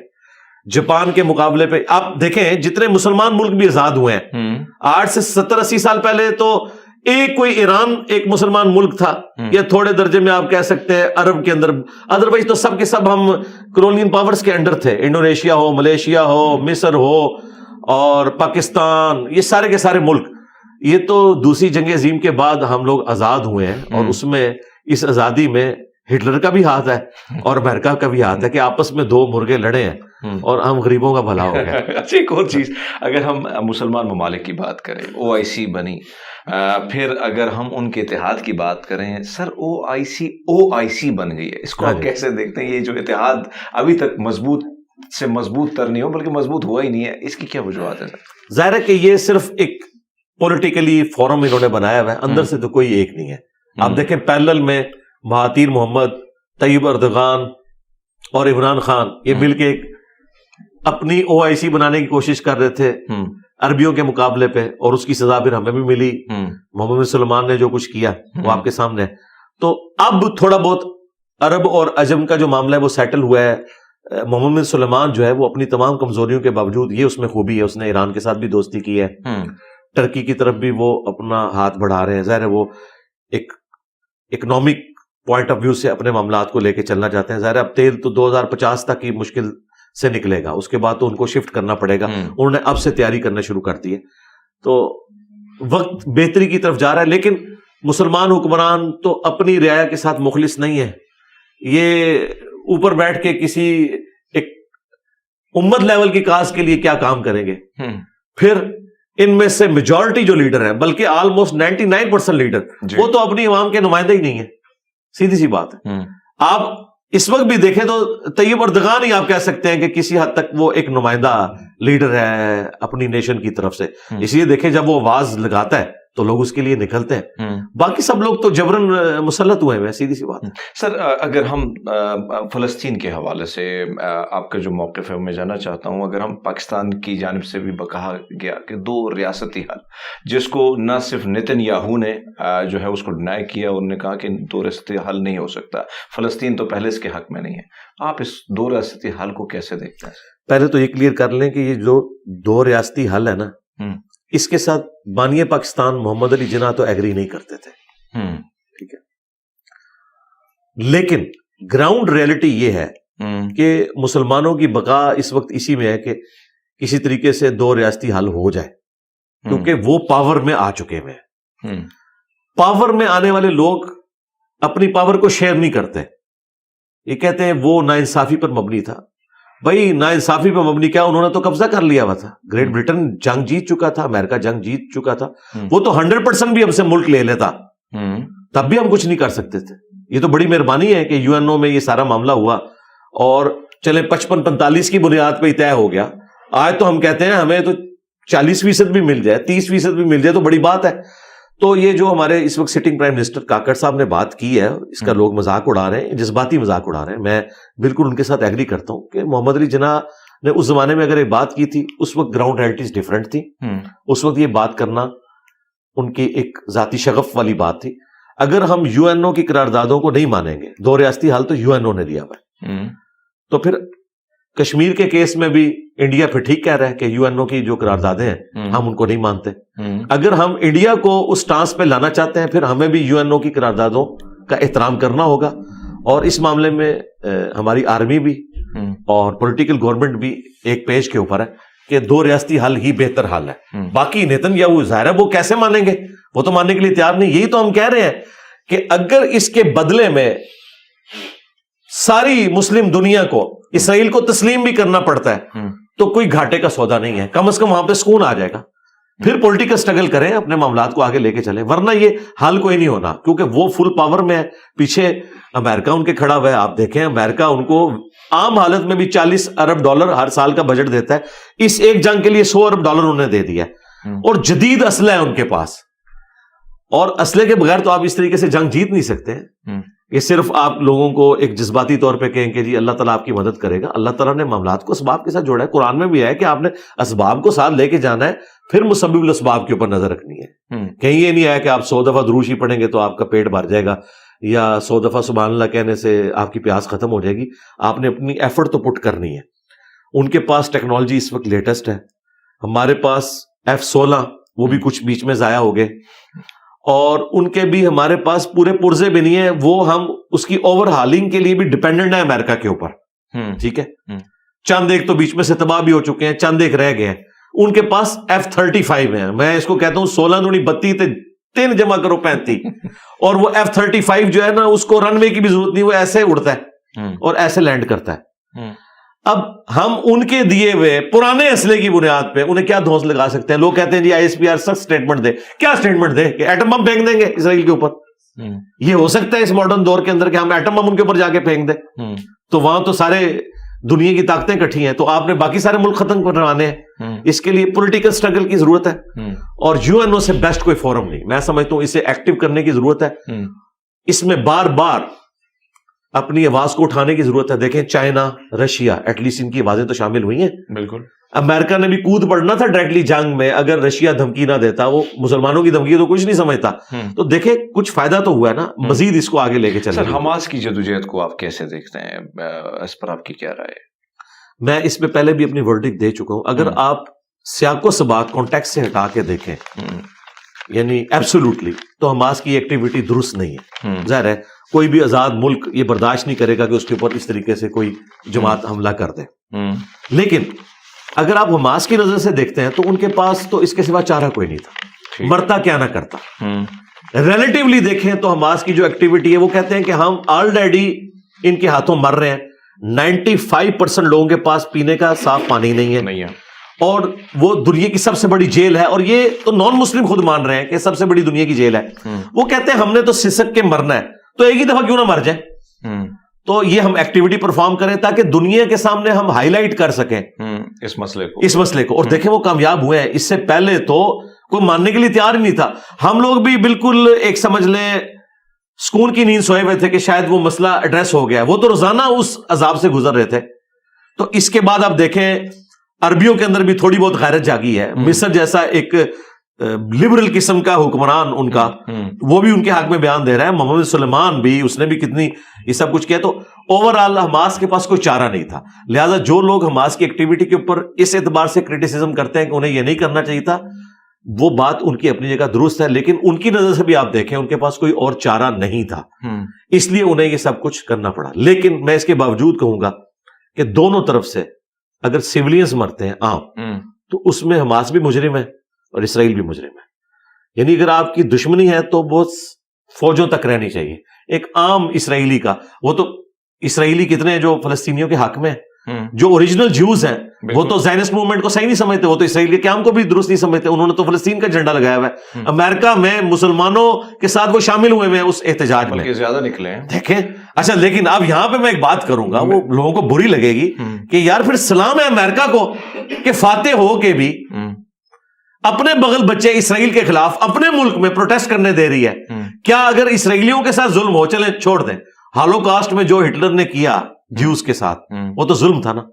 کیا یہاں ہالوکاسٹ کے اعتبار سے ہم جیوز کے حق میں ایک بینر بھی اٹھا سکتے ہیں؟ میں بات کرتا ہوں تو لوگ کہتے ہیں جی صاحب یہودیوں کے جائے. اسی کے ساتھ ایڈ کیجئے گا کہ اگر ہم دیکھیں جتنے بھی ممالک ہیں پاکستان میں, تو مجھے یاد ہے کہ میں اس وقت حماس کے حوالے سے, یعنی ایک ریلی تھی فلسطین کی, میں اس میں تقریر کر رہا تھا اور ٹکر میرے پاس ہے کہ اسلام آباد پولیس نے حلہ بول دی جمع اسلامی کے کیمپ پر. لیکن اگر ہم بات کریں غیر مسلم ممالک کی, حالانکہ ہم نے دیکھا کہ ان کی دوستیاں بھی ہیں, قربتیں بھی ہیں ان کے حکمرانوں کی, لیکن عوام وہاں کی نکلی ہے. جیوش نکلیں, کرسچن نکلیں, سکھ نکلیں, ہندو نکلیں.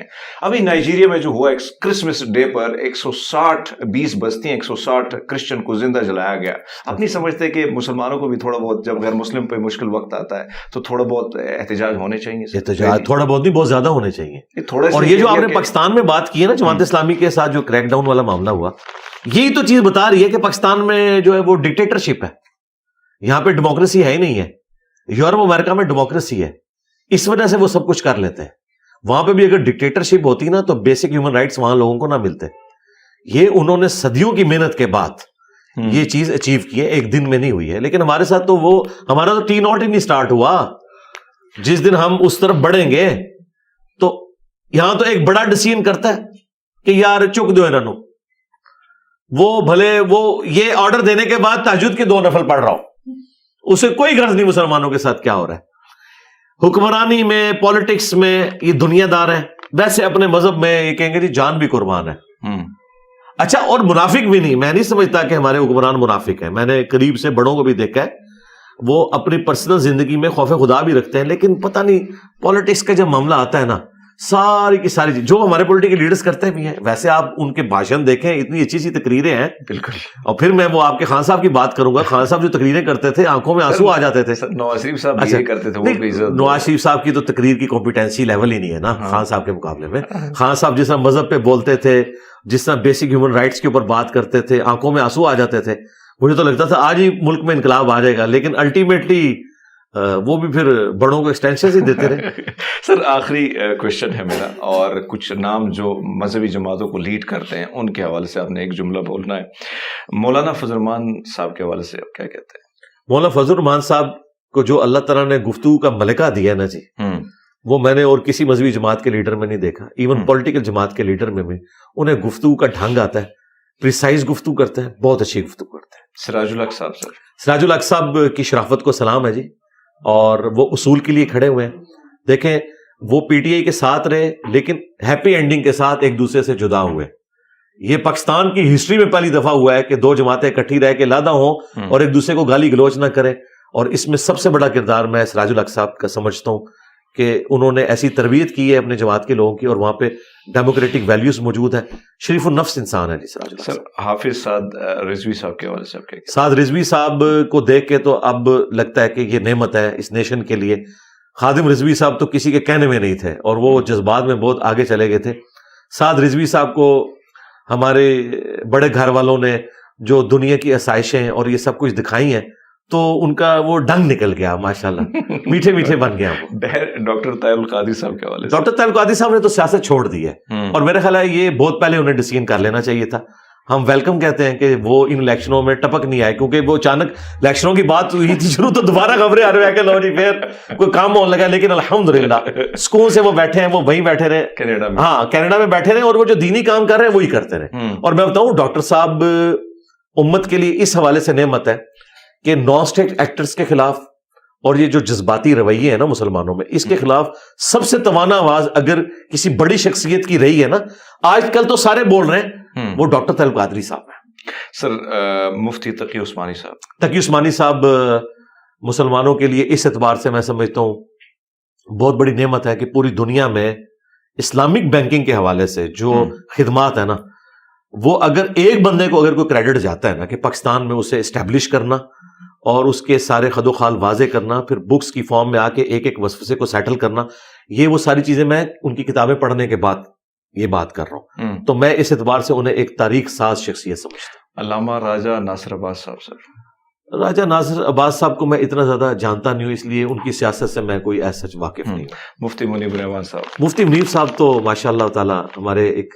میٹھے مفتی صاحب ہیں اور کبھی کبھار غصے میں آتے ہیں, لیکن اوور آل ماشاء اللہ ان کا جو بولنے کا سٹائل ہے اور نپی تلی گفتگو کرنا, میں سمجھتا ہوں کہ اسٹیبلشمنٹ کے لیے ایک بہت بڑی نعمت ہے کہ جب بریلوی وائلنٹ ہوتے ہیں تو ان کے ذریعے وہ ان کو قابو کر لیتے ہیں.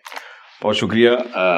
آپ کا جو موقف تھا ہم نے عوام کے سامنے رکھا, آپ سب کا بہت شکریہ. جزاک اللہ.